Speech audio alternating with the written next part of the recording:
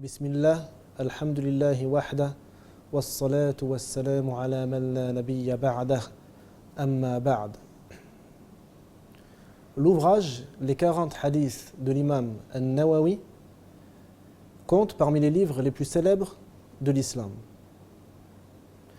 L'imam An-Nawawi, de son nom Abu Zakariya Yahya ibn Sharaf An-Nawawi, est né à Démeshq en 1233 dans le calendrier grégorien, le calendrier qu'on utilise en France. Et il est mort en 1277. Puisse Allah lui faire miséricorde. Il est né dans un village appelé Nawa, dans le Shem, donc dans la Syrie, dans le pays de la Syrie, qui est dans la région du Shem.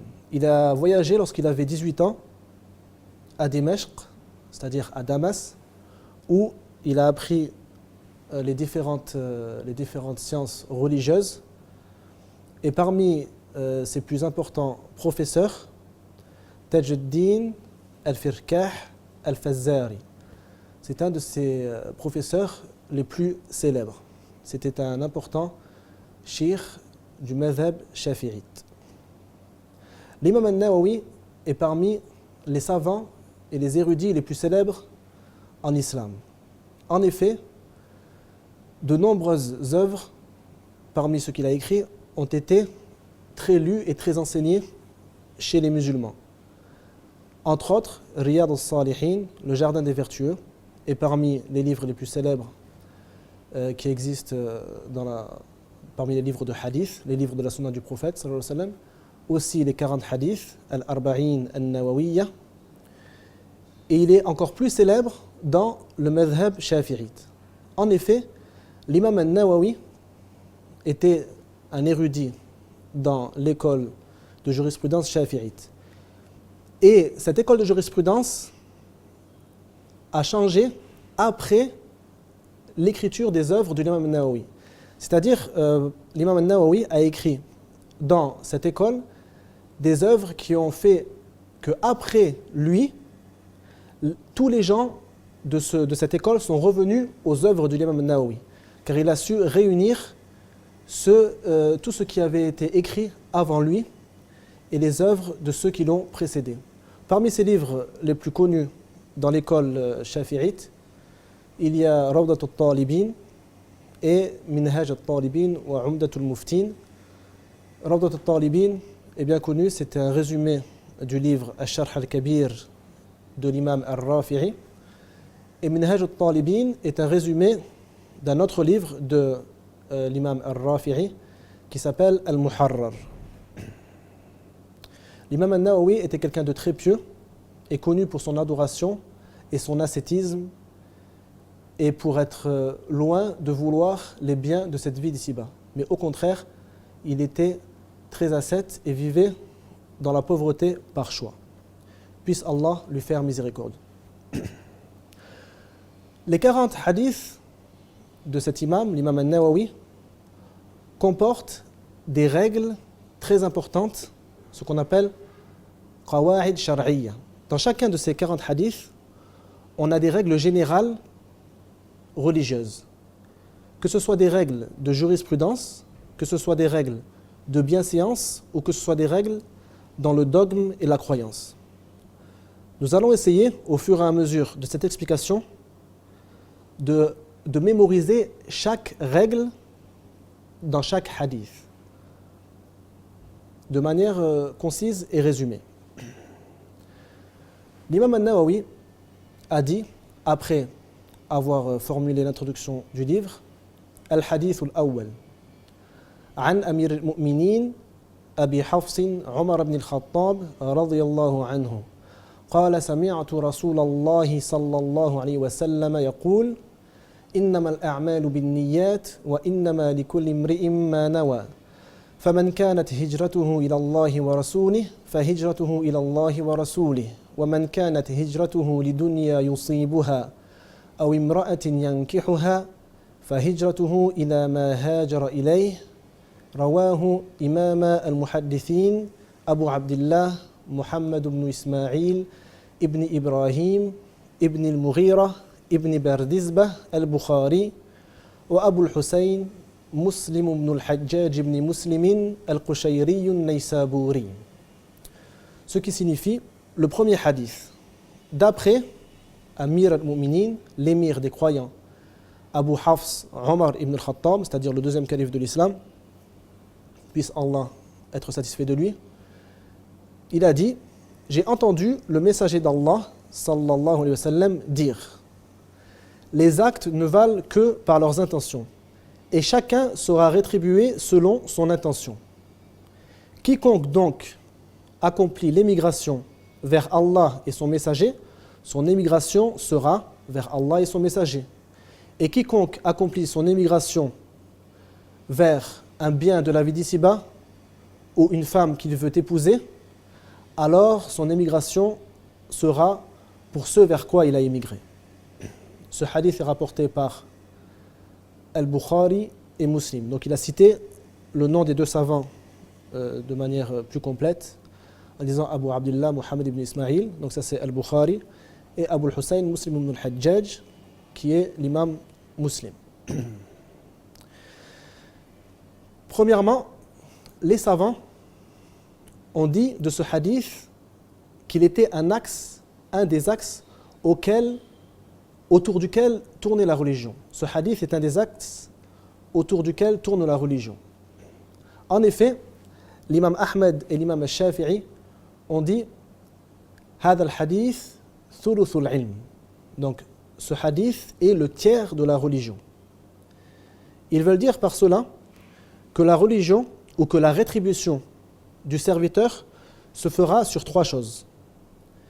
Ce qu'il accomplit avec son cœur, ce qu'il accomplit avec ses membres et ce qu'il accomplit avec sa langue, c'est-à-dire ses paroles. Et donc le cœur est un tiers de tout cela. Donc c'est pour ça que l'intention qui vient du cœur, savoir les règles de l'intention est le tiers de la religion. Car si on sait maîtriser son intention, on sait maîtriser son cœur, et donc un tiers de notre rétribution sera pour nous une chose claire et expliquée. L'imam al-Shafi'i a dit aussi هذا الحديث يدخل في 70 بابا من الفقه. Ce qui signifie, ce hadith rentre dans 70 chapitres de la jurisprudence. Il veut dire que dans presque tous les chapitres de la jurisprudence, on a besoin de ce hadith, que ce soit dans les adorations, que ce soit dans le mariage, le divorce, dans la vente et l'achat et autres, on a presque toujours besoin de ce hadith.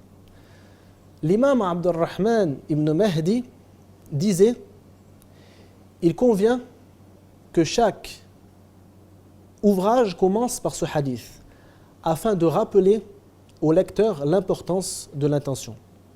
Et parmi les savants très connus qui ont commencé leur ouvrage par ce hadith, l'imam al-Bukhari, le premier hadith qu'il y a dans l'authentique de l'imam al-Bukhari est ce hadith. Il dit au début de son livre: حدثنا الحميدي عبد الله بن الزبير قال حدثنا سفيان يعني ابن عيينة قال حدثنا يحيى بن سعيد الأنصاري عن محمد بن إبراهيم التيمي عن علقمة ابن أبي وقاص عن عمر قال سمعت رسول الله صلى الله عليه وسلم وهو على المنبر يقول إلى آخر الحديث. Cette chaîne de transmission, il faut savoir une chose. Au début de cette chaîne de transmission, c'est-à-dire de Omar jusqu'à Sufyan ibn Uyayna, c'est une chaîne de transmission, ce qu'on appelle gharib. C'est un hadith gharib, car il n'est rapporté par aucun transmetteur autre que les trois transmetteurs qu'il y a entre Sufyan et Omar, ou plutôt entre Sufyan et le messager d'Allah sallallahu alayhi wa sallam. Donc Yahya ibn Sa'id et Mohammed ibn Ibrahim et Alqama ibn Abi Waqqas sont les seuls transmetteurs qui ont transmis ce hadith d'après le prophète sallallahu alayhi wa sallam. À partir de Yahya ibn Sa'id, ceux qui sont au-dessus de Yahya ibn Sa'id, c'est-à-dire Sufyan ibn Uyayna et les autres rapporteurs qui ont rapporté ce hadith, ils se sont trouvés très nombreux. Donc ce hadith est devenu ce qu'on appelle mashhour après Yahya ibn Sa'id. Il a été rapporté par beaucoup de transmetteurs. Ce hadith est authentique selon l'unanimité des savants de l'islam. Ceci démontre que le hadith rapporté par une seule personne, si elle est digne de confiance, il nous est obligatoire d'œuvrer selon les enseignements de ce hadith. Car tous les savants ont été d'accord sur le fait que ce hadith est authentique, alors qu'il est rapporté que par une personne, selon une personne, selon Omar, radiyallahu anhu. Donc il est obligatoire, si le hadith nous vient d'une seule voie de transmission et que les gens qui l'ont rapporté sont dignes de confiance, il est obligatoire d'œuvrer avec ce hadith. L'explication du hadith. Le prophète sallallahu alayhi wa sallam a dit Innama al-a'malu bin-niyyat. Innama, en arabe, on dit adat ou hasr. Ce qui veut dire c'est une particule de restriction. Qu'est-ce que ça veut dire en langage simple? Innama al-a'malu bin-niyyat. Les actes ne valent que par leurs intentions. Particule de restriction, c'est comme que par leurs intentions. Seulement par leurs intentions. Ça nie autre que ce qui a été affirmé dans la phrase. Donc, les actes ne valent pas rien d'autre que par leurs intentions. C'est cela qui est voulu dans le hadith. Les actes ne valent pas rien d'autre que par leurs intentions. Et ce que cela signifie, comme les savants l'ont expliqué, c'est que les actes ne sont pas pris en condition, les actes religieux ne sont pris en condition que s'ils ont une intention valide. Si l'intention n'est pas valide, l'œuvre est invalide. Donc il faut absolument savoir comment formuler une bonne intention dans son cœur afin que l'œuvre soit acceptée d'Allah et soit valide. On étudie l'intention dans la science islamique de deux façons. Premièrement, dans ce qui est des règles de bienséance et dans la croyance, on étudie l'intention du point de vue de la sincérité et de la véracité du serviteur envers son Seigneur. De cette façon, les savants ont dit, les gens sincères envers Allah sont trois genres de personnes. Le premier genre ressemble au serviteur avec son maître. Il adore Allah par peur du châtiment, seulement par peur du châtiment, comme un serviteur avec son maître. Il a peur d'être châtié, donc il adore Allah. Celui-ci rentre dans les gens sincères, mais ce n'est pas le plus parfait. La deuxième sorte ressemble aux commerçants. C'est ceux qui adorent Allah en désirant sa récompense. Ils n'ont pas peur du châtiment, ils désirent seulement la récompense. Ils ressemblent à quelqu'un qui est un commerçant qui veut avoir un bénéfice.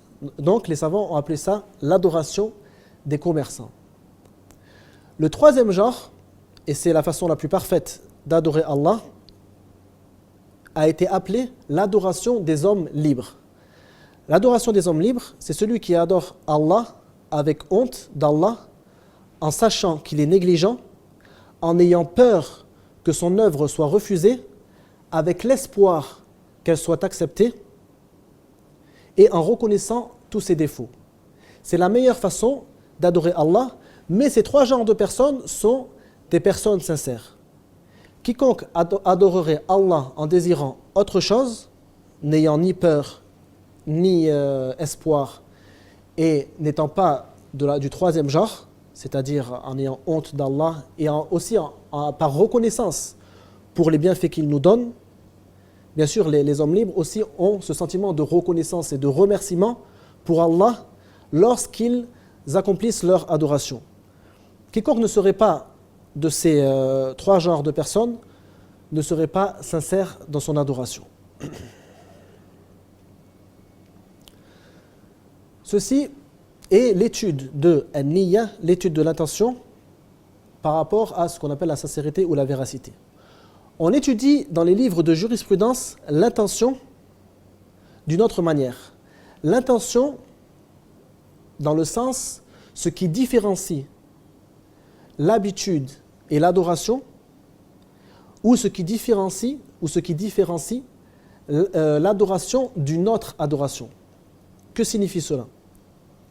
Par exemple, la personne allant se laver. La personne allant se laver, si elle est en état d'impureté majeure, si elle désire seulement se rafraîchir en été, ce lavement, ce ghusl, ne sera pas considéré comme valide. Il sera invalide, car il a délaissé l'intention qui différencie son habitude, c'est-à-dire le fait de se rafraîchir, qui différencie son habitude de son adoration, qui est le fait d'avoir l'intention de se purifier de l'état d'impureté majeure.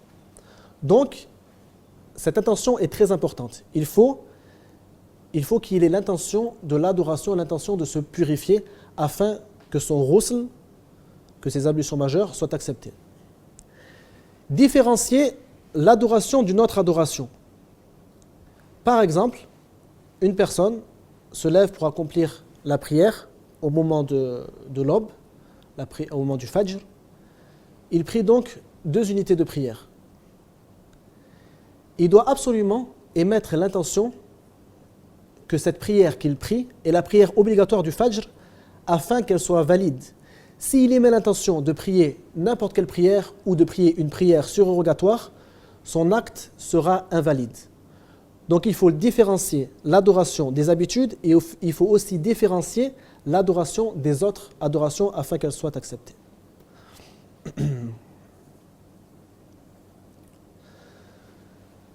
Nous revenons au sujet de la sincérité. La sincérité réside dans le fait d'accomplir l'œuvre pour Allah seul. Donc si la personne accomplit l'œuvre pour le Créateur, Allah seul, son œuvre sera valide. S'il accomplit cette œuvre pour une créature, par exemple, quelqu'un lui demande d'accomplir la prière, il a peur de cette personne, il accomplit la prière par peur de cette personne sans que Allah ne lui vienne à l'esprit à la base. Dans ce cas-là, son œuvre est invalide et il commet le pire péché, le péché du polythéisme, le péché du shirk. Si la personne a l'intention d'accomplir l'œuvre pour Allah et pour les gens et pour une certaine personne, par exemple, en même temps, il accomplit cette œuvre pour Allah et pour une autre personne, et pour une personne quelconque, je veux dire. Dans ce cas-là, si l'œuvre commence dès le début pour Allah et autres, cette œuvre est refusée. Car Allah a dit dans le hadith al-Qudsi, rapporté par l'imam Muslim, « Ana aghna ash-shuraka'i 'ani ash-shirk, faman 'amila 'amalan ashraka fihi ma'iya ghayri, taraktuhu wa shirkah. » Donc je suis celui qui se passe le plus d'avoir des associés. Quiconque accomplit une œuvre en m'associant à un autre que moi, je les délaisserai ainsi que ce qu'il m'a associé. Donc ce hadith est un hadith qudsi, c'est-à-dire que le prophète sallallahu alayhi wa sallam a dit que c'est Allah qui a dit cela, mais ça ne fait pas partie des versets du Coran. Donc si la personne commence son œuvre pour Allah et pour autre qu'Allah, cette œuvre est rejetée. Si la personne commence son œuvre pour Allah, mais qu'au cours de son œuvre, il va améliorer son œuvre, par exemple, parce qu'une personne le regarde. À titre d'exemple, il commence à prier une prière surogatoire dans la mosquée. Il l'a fait pour Allah. Et là, il se rend compte qu'une personne qu'il aime, par exemple l'imam ou un cheikh dans la mosquée, il se rend compte que cette personne le regarde. Donc il se met à faire sa prière plus longue. Il lit plus de Coran, il s'incline plus longtemps, il se prosterne plus longtemps. Dans ce cas-là, est-ce que cette action, cette prière est valide ou elle est invalide et refusée par Allah? Les savants ont divergé à ce propos. Certains ont dit que cette œuvre est complètement refusée. Et elle est comme ce qui a précédé, la personne qui commence son œuvre pour Allah et pour autre qu'Allah. Et parmi eux, Al-Harith Al-Muhasibi. D'autres savants, comme Izz-ad-Din ibn Abd as-Salam, ont dit la base de son œuvre est invalide. Donc par exemple, si c'est une prière obligatoire, il n'aura pas besoin de refaire cette prière obligatoire, car la base est valide. Il a prié la Asr, par exemple, pour Allah. Et au cours de sa prière, il a vu qu'un tel le regardait, il l'a fait un peu plus longue. Pour cette personne, pas pour Allah. La base de sa prière est valide, mais ce qu'il a rajouté est invalide et refusé par Allah. Et ceci est l'avis le plus juste, wallahu a'lam. Le fait d'œuvrer parce que quelqu'un nous regarde s'appelle ar-riya, l'ostentation. L'ostentation est dans le fait d'œuvrer pour une autre personne qui nous regarde, comme j'ai cité dans l'exemple précédent. Et l'ostentation peut être aussi dans le fait de délaisser une action à cause du regard des gens. L'imam Al-Fudayl ibn Iyad a dit « Tarkul amali min ajli an-nas riya' wal amalu min ajli an-nas shirk wal ikhlasu an yu'afiyaka Allahu minhuma » Ce qui signifie délaisser une œuvre à cause des gens et de l'ostentation. Faire une œuvre à cause des gens et du polythéisme. Et la sincérité réside dans le fait qu'Allah te préserve de ces deux choses. Qu'est-ce que cela signifie? Je donne un exemple. Le jour du vendredi, il est préférable aux fidèles de faire plusieurs prières ou une longue prière jusqu'à ce que l'imam monte sur le mimbar. La personne peut rentrer dans la mosquée, commencer à faire 2 rak'at, puis se rendre compte que les gens le regardent, et il a peur d'avoir de l'ostentation à cause du regard des gens. Donc il fait 2 unités de prière assez rapides, puis il s'assoit et lit ou fait autre chose. Dans ce cas-là, il a délaissé son adoration à cause du regard des gens. Ceci rentre dans l'ostentation. Au contraire, il doit combattre sa propre âme et combattre le shaitan et essayer d'être sincère envers Allah et faire l'adoration qu'il voulait accomplir, qui est préférable à ce moment-là, le fait de prier jusqu'à ce que l'imam arrive sur le mimbar. S'il désire faire cela, bien sûr c'est préférable et ce n'est pas obligatoire. Il y a une autre sorte d'ostentation qui s'appelle at-tasmi'. Ar-riya, c'est le fait d'œuvrer parce que les gens te voient. At-tasmi', c'est le fait d'œuvrer seul pour ensuite raconter ce que l'on a fait lorsqu'on rencontre les gens. Par exemple, la personne prie la nuit un certain nombre de prières et le lendemain, il va voir les gens et il dit « Ah, si tu savais ce que j'ai prié aujourd'hui, j'ai prié 10 rak'at, j'ai lu 3 juz dans ma prière. » Et donc, il aime que les gens connaissent ce qu'il a fait lorsqu'il était tout seul. Ceci également annule la validité de l'œuvre. L'œuvre est invalide si la personne fait cela. Même si dans la nuit il avait fait cela pour Allah et ensuite il a désiré que les gens le sachent en le racontant, ou il a désiré en faisant cela que les gens le sachent plutôt, dans ce cas-là son œuvre est invalide. Le prophète sallallahu alayhi wa sallam a dit Man samma'a samma'a Allahu bih wa man ra'a ra'a Allahu bih. Ce qui signifie celui qui cherche à ce que les gens parlent de lui, Allah fera parler de lui. Et celui qui fait la chose par ostentation, qui fait une action par ostentation, Allah fera que les gens le voient. Il y a certaines actions qui n'ont pas besoin d'intention pour être valides. C'est le fait de délaisser certaines choses. Par exemple, nettoyer l'impureté. S'il y a une impureté sur un vêtement et qu'il est nettoyé sans avoir l'intention d'être nettoyé pour pouvoir adorer Allah, pour pouvoir prier dans ce vêtement par exemple, dans ce cas-là, même si cette intention n'a pas été émise, l'œuvre qui est faite après dans ce vêtement est valide. La prière faite dans ce vêtement est valide et il n'y a plus d'impureté sur le vêtement. Par contre, si on veut la récompense d'avoir enlevé cette impureté, il faut absolument mettre l'intention de l'adoration au moment où on le nettoie. Donc l'œuvre en elle-même est valide, par contre, la récompense vient si on met l'intention. C'est comme pour un objet usurpé. Par exemple, une personne aurait usurpé un objet à une autre personne. Si elle lui rend sans même la prévenir, ni émettre l'intention de lui rendre par un quelconque moyen, dans ce cas-là, il n'est plus dans le péché d'avoir usurpé cette chose. Par contre, il doit se repentir de ce qu'il avait fait avant, du cas dans lequel il était avant, ou dans la situation dans laquelle il était avant. S'il veut la récompense complète et le repentir complet, bien sûr, il doit émettre l'intention, lorsqu'il rend cet objet usurpé, il doit émettre l'intention de se repentir à Allah Azza wa Jal.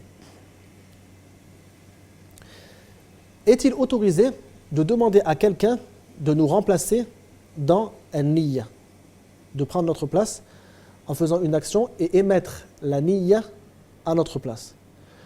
Ceci est interdit et ça rend invalide l'action chez tous les savants, sauf dans certains cas. Par exemple, dans le sacrifice de la prière de l'Eid, il est autorisé de demander à quelqu'un d'autre d'égorger, par exemple, le mouton pour nous, et il émet l'intention d'égorger pour Allah à la place de celui qui lui a demandé. An tarafi fulan, comme on dit en arabe. An fulan, bismillahi an fulan. C'est-à-dire, il égorge pour Allah, au nom d'Allah, à la place d'un tel. Donc c'est lui qui émet l'intention à la place d'un tel. Ceci est autorisé. Aussi, dans la distribution de la zakat, il est autorisé, par exemple, un mois avant la date à laquelle on doit sortir la zakat. On donne la zakat à quelqu'un pour qu'il la distribue un mois après. Ceci ne rend pas invalide la zakat et c'est l'autre personne, bien sûr, que lorsqu'elle donne aux pauvres, qui émet l'intention à la place de la personne qui lui a remis la zakat. Aussi le pèlerinage, pour celui qui n'en a pas la capacité, il peut demander à quelqu'un d'autre de faire le pèlerinage pour lui, et la personne, au moment de rentrer en état de sacralisation, émet l'intention de faire le pèlerinage pour l'autre personne, et pas pour lui-même. Et bien sûr, cette personne qui fait le pèlerinage pour l'autre personne doit avoir déjà fait le premier pèlerinage. Il doit faire d'abord son pèlerinage à lui, et s'il veut, après cela, faire le pèlerinage pour une autre personne, cela est autorisé, si cette autre personne n'a pas la capacité de faire le pèlerinage. Aussi, dans le remboursement d'une dette, on peut demander à quelqu'un de rembourser notre dette, et aussi, par exemple, une première personne a une dette envers un autre, et une tierce personne la rembourse sans même que la première personne sache qu'elle a été remboursée. Cette personne n'est plus endettée. Cette première personne n'est plus endettée, alors qu'il ne savait même pas que sa dette avait été remboursée. Donc ceci n'a pas besoin de niyya, n'a pas besoin d'intention pour être valide. Ensuite, le prophète sallallahu alayhi wa sallam a dit فَمَنْ كَانَتْ هِجْرَتُهُ إِلَى اللَّهِ وَرَسُولِهِ فَهِجْرَتُهُ إِلَى اللَّهِ وَرَسُولِهِ. Ceci s'appelle uslub al-shart. En grammaire arabe, on appelle ça uslub al-shart, c'est-à-dire la condition. Quiconque fait cela aura cela. فَمَنْ فَعَلَ كَذَا حَصَلَ لَهُ كَذَا. La base dans uslub al-shart, dans la condition, il faut que la première partie de la condition soit différente à la deuxième partie. Par exemple, on ne dit pas Man dakhala al-bayt, dakhala al-bayt. Celui qui rentre à la maison, rentre à la maison. Ceci est faux en grammaire arabe. Mais la première partie de la condition doit être différente de la deuxième partie. Man dakhala al-bayt, taraka al-shari', mathalan. Quiconque est rentré dans la maison a délaissé la rue. Il n'est plus dans la rue. Dans ce hadith, le prophète sallallahu alayhi wa sallam a mis la première partie de la condition, ou n'a pas différencié la première partie de la condition de la deuxième partie. Ceci car il y a une chose qui est comprise dans la parole, mais qui n'est pas dit clairement. Ce que le prophète sallallahu alayhi wa sallam a voulu dire, فَمَنْ كَانَتْ هِجْرَتُهُ إِلَى اللَّهِ وَرَسُولِهِ نِيَّةً وَقَصْدًا فَهِجْرَتُهُ إِلَى اللَّهِ وَرَسُولِهِ شَرْعًا وَحُكْمًا. Ce qui signifie celui qui émigre pour Allah et son messager, c'est-à-dire en ayant l'intention d'émigrer vers Allah et son messager, son émigration sera vers Allah et son messager, c'est-à-dire dans le jugement divin et selon le jugement religieux, c'est-à-dire qu'il aura sa rétribution selon son intention. Quant à la deuxième partie, وَمَنْ كَانَتْ هِجْرَتُهُ لِدُنْيَا يُصِيبُهَا أَوْ امْرَأَةٍ يَنْكِحُهَا فَهِجْرَتُهُ إِلَى مَا هَاجَرَ إِلَيْهِ. Celui, par contre, qui émigre pour une chose quelconque de la vie d'ici-bas ou épouser une femme, alors son émigration sera vers quoi il a émigré. Le prophète sallallahu alayhi wa sallam, à cause de la petitesse de cette œuvre, le fait que la personne va demander quelque chose de cette vie d'ici-bas au lieu de désirer Allah et son messager, lorsqu'il émigre, il aura ce qu'il aura voulu. Et le prophète sallallahu alayhi wa sallam n'a pas pris la peine de répéter comme il l'a fait dans la première partie, dans la première phrase, فَمَنْ كَانَتْ هِجْرَتُهُ إِلَى اللَّهِ وَرَسُولِهِ فَهِجْرَتُهُ إِلَى اللَّهِ وَرَسُولِهِ. Les savants ont cité sabab wurud lil hadith. Les savants ont cité une cause pour ce hadith, une histoire qui a été la cause du fait que le prophète sallallahu alayhi wa sallam a dit cela. Cette histoire est rapportée avec des chaînes de transmission faibles, mais je vais la raconter car les savants le rappellent lors de l'explication de ce hadith. Il y avait un homme à la Mecque, à l'époque où le prophète sallallahu alayhi wa sallam était à Médine, et donc les gens émigraient de la Mecque jusqu'à Médine car les gens étaient châtiés et torturés à Médine afin qu'ils délaissent l'islam. Donc le prophète sallallahu alayhi wa sallam leur avait ordonné, à partir de la 13e année, après le début de la révélation, le prophète sallallahu alayhi wa sallam leur a ordonné de voyager vers Médine et il a lui-même voyagé à Médine. Donc il y a un homme qui a voyagé vers Médine, vers le prophète sallallahu alayhi wa sallam, mais pas pour protéger sa religion de ce que faisaient les gens de Quraysh en torturant les musulmans, etc.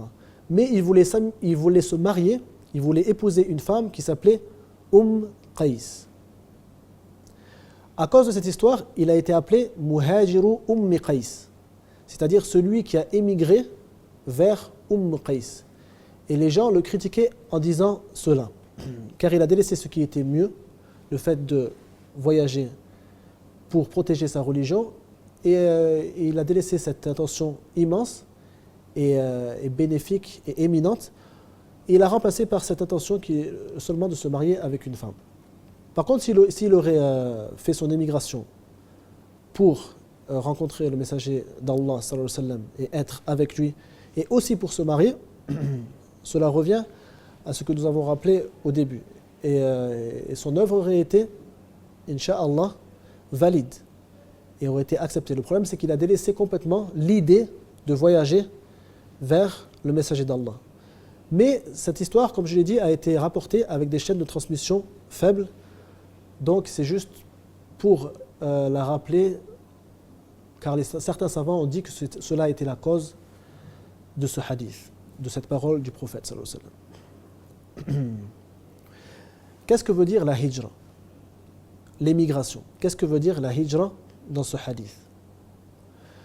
Le prophète sallallahu alayhi wa sallam avait ordonné d'émigrer d'abord de la Mecque vers l'Éthiopie, car les musulmans étaient torturés et on ne leur permettait pas de pratiquer leur religion à la Mecque. Donc il a ordonné d'abord aux gens d'émigrer vers l'Éthiopie, car il y avait un roi juste qui gouvernait l'Éthiopie et qui laissait les musulmans pratiquer leur religion comme bon il leur semblait. Donc les musulmans ont émigré une première fois vers l'Éthiopie et une deuxième fois. Et puis ensuite, lorsque les gens de Médine ont commencé à se convertir à l'islam, le prophète sallallahu alayhi wa sallam a lui-même émigré à Médine et a demandé aux musulmans, a ordonné aux musulmans d'émigrer aussi vers Médine. Al-Hijra en islam est demandée dans le cas où on ne peut pas pratiquer sa religion dans un pays non musulman. Si on ne peut pas pratiquer sa religion, par exemple, parce qu'il y a des tortures contre les musulmans ou que les musulmans seraient tués, un génocide contre les musulmans dans un certain pays, alors les musulmans, dans ce cas-là, doivent délaisser ce pays et aller vers un pays où ils pourront pratiquer leur religion. Par contre, si ils sont dans un pays, même s'il est non musulman, et qu'ils peuvent pratiquer leur religion sans peine, et qu'ils ont de la famille, qu'ils ont fait des enfants, ils sont rentrés dans ce pays et font partie de ce pays, il ne leur est pas obligatoire dans ce cas-là d'émigrer vers un autre pays, même si le pays dans lequel ils sont n'est pas un pays musulman. Et ceci, comme l'a dit l'imam al-Mawardi, et l'imam al-Nawawi a rapporté cela de lui dans son explication des 40 hadiths, et aussi l'imam ibn Hajar al-Asqalani a dit cela dans Fath al-Bari, donc l'explication de Sahih al-Bukhari. La règle générale que contient ce hadith. Quelle est la règle générale que les savants ont citée dans l'explication de ce hadith? Les savants ont dit il y a une règle qui rentre dans presque tous les actes religieux. Ils ont dit c'est al-umur bimaqasidiha. Al-umur bimaqasidiha. On peut la traduire par la considération des actes dépend de leurs objectifs. La considération des actes dépend de leurs objectifs. Les objectifs de ces actes. Si on accomplit, par exemple, je vais donner un exemple. Celui qui dit à une autre personne, je te vends ma voiture contre 200 € pour que tu me la rendes dans un mois. Il a dit je te la vends. Mais lorsqu'on regarde son intention, il a dit pour 200 € et tu me la rendras dans un mois. En vérité, c'est une location. Ce n'est pas une vente. Donc on regarde l'intention de cette personne et on trouve qu'il a eu l'intention de louer cette voiture. Donc si le jurisconsulte est interrogé à ce sujet, il lui a dit je te vends ma voiture pour 200 €, mais il faut que tu me la rendes dans un mois. Le jurisconsulte doit dire ceci n'est pas une vente, mais c'est une location. Car l'intention de la première personne est très claire dans le fait qu'il a dit mais il faut que tu me le rendes dans un mois. Donc il a voulu dire je te la loue, mais par exemple il s'est trompé ou parce qu'il a peu de science et peu de connaissances, il n'a pas su comment s'exprimer. Wallahu a'lam.